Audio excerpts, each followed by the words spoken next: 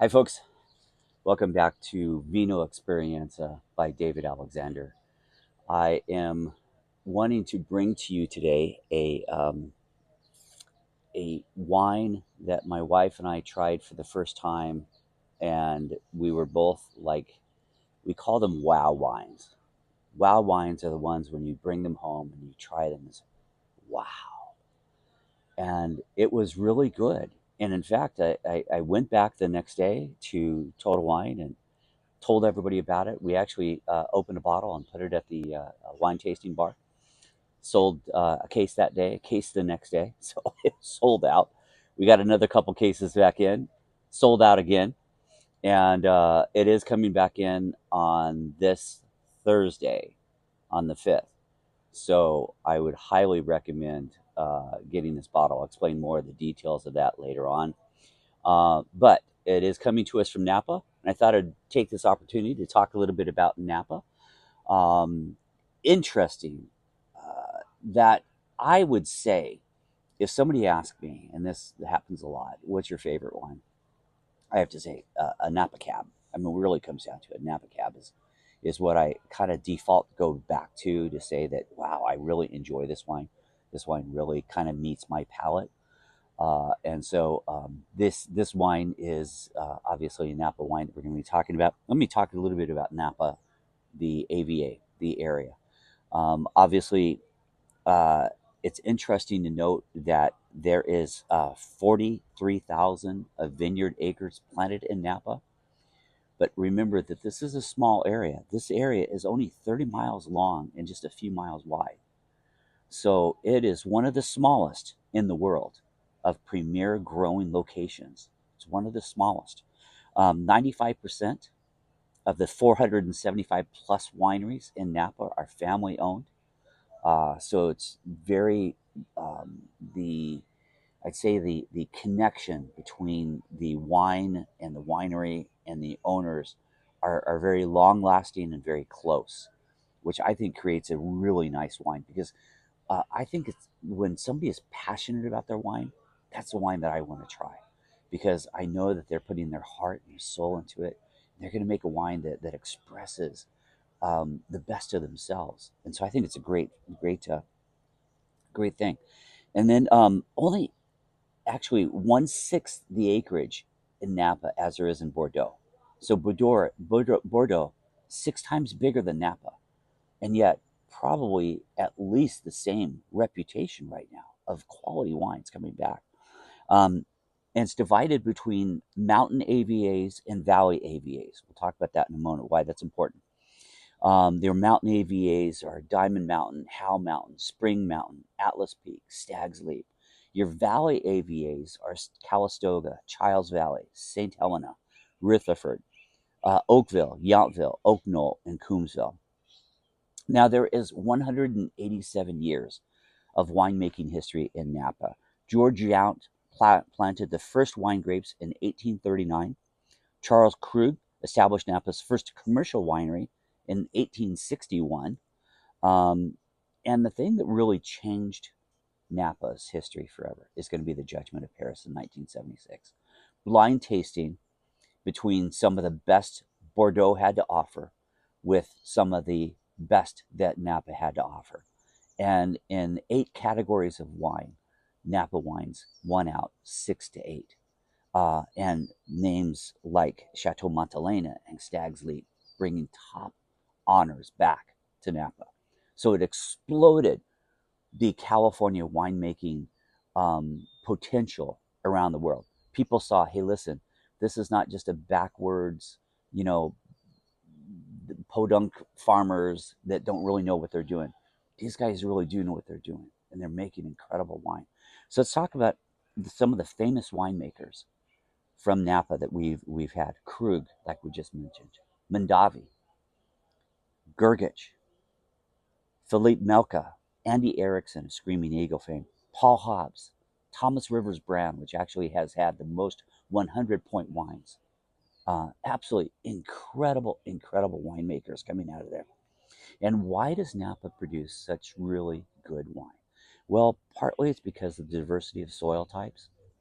Uh, diurnal shifts that we talked about that in Paso Robles, how you've got a big difference between your nighttime temperatures, your daytime temperatures, cooling the grapes down at night so they stop ripening and they maintain their acidity. Also, you have a dry Mediterranean climate. Some of the most unique climates in the world for making wines is a dry Mediterranean climate. You have that in Napa, and it's cooled by both fog and wind. You got winds coming off the little bit higher elevations. You got fog coming in with some of the coastal influence that comes up through San Pablo Bay down below it. Incredible. Prehistoric seabed, deposited calcium, created that calcareous soil. So you've got the shoal, you've got the lime deposits, you got things like this that really, wine really thrives. Wine grapes thrive in that type of soil. So let's get to what we're tasting today.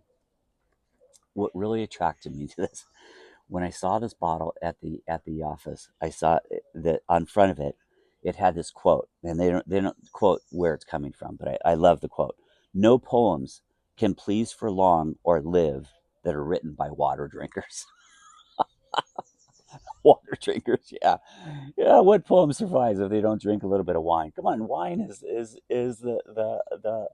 the fullness of life sometimes is found in a glass of wine. I mean, like I said so many times, 200 references in the Bible alone about wine. Marriage supper of the Lamb is going to be celebrated with wine. Come on, guys, this is a big deal, you know. So if you're just drinking water, you know, do you really have much to say? I don't know. I don't want to be judgmental. It's just fun.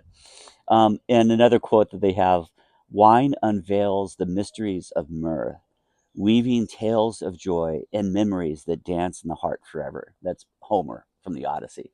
Okay, so wine, obviously, you know, it's part of life. It's part of human civilization, and so they celebrated that. So I brought this bottle home at a whim. I just saw the bottle. Let's try this thing. Brought it home. Oh gosh, this is really good. So we have today the 2022 Cabernet Sauvignon vintage, 14.5 ABV, 93 points by James Suckling. The winery describes as black cherry, cedar, a hint of oak. And this was amazing. This is a little secret. Don't let anybody know this, okay? Um, at the vineyard, they want $42 for this, okay? And this is what Total Wine does sometimes. They lowball these bottles. This bottle is regular priced at Total Wine at $19.99. And guess what? It's on sale right now for $17.99. $17.99. I put this at our wine bar, and I just asked people. I said, "What do you think about this? How much do you think this is?" And they said, "Oh, well, it must be low because you're asking us this question." So most people said, "Oh, it's probably a $30 bottle." And they said, "Really, we think it's a $50 bottle, but we're saying 30 because you're asking us." And I told them it's $20. They said, "Man, one guy bought 6 bottles. I'm taking this stuff home."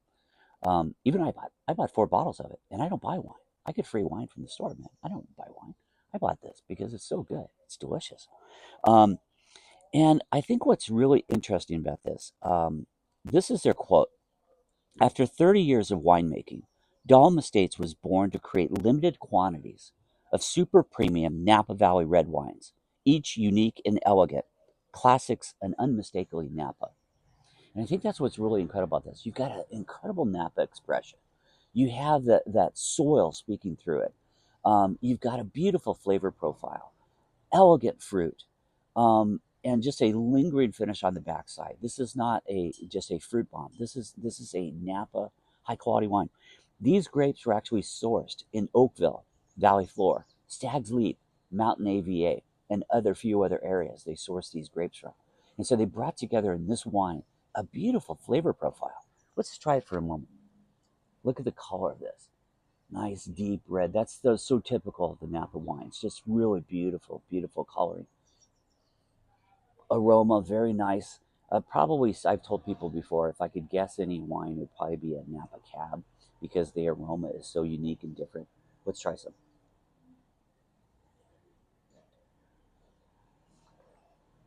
Man, that is just, you know what I like about it? Put that with a nice meal.